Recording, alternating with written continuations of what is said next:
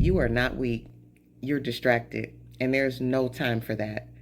I'm reading this book, When to Walk Away by Gary Thomas, and in chapter 1, he talks about the movie Gettysburg. I don't know if you all have seen the movie, but there's a scene in the movie Gettysburg that perfectly explains why so many believers stay stuck. And it's not because they're weak. It's because they're distracted.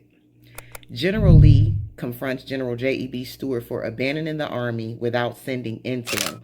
Men were dying, the mission was collapsing, the Confederate forces were blind. Stuart tries to defend himself, asking, "Who said that about me? Who complained?" And General Lee slammed his hand down and shouts, "There is no time for that. No time for ego, no time for explanations, no time for emotional detours." A battle was raging, and every second mattered. And this right here is the perfect picture of spiritual warfare. Most of us lose momentum, not because we're attacked, but because we stop fighting to argue about who hurt us, who misunderstood us, or who didn't support us. Meanwhile, the kingdom is calling, purpose is waiting, and souls are on the line. Jesus said, "We must do the work of him who sent me. Night is coming," in John 9:4. So what does that mean?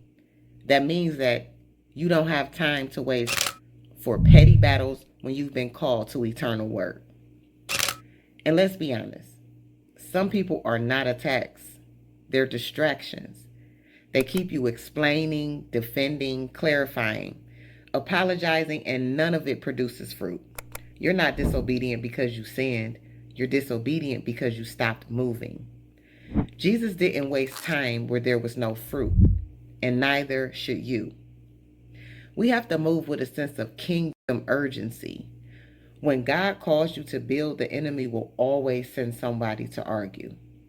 And that's not by accident. That's strategy. Your assignment is too important for circular conversations. Your purpose is too valuable to keep negotiating with dysfunction. Your time is kingdom currency, and you cannot spend it cheaply. You weren't saved to sit. You were enlisted to serve. So we don't have time to waste. If this hit your spirit, drop in the comments, "No time for that. I am on assignment." And make sure you subscribe, because we're building a generation of believers who choose mission over distraction and fruit over feelings.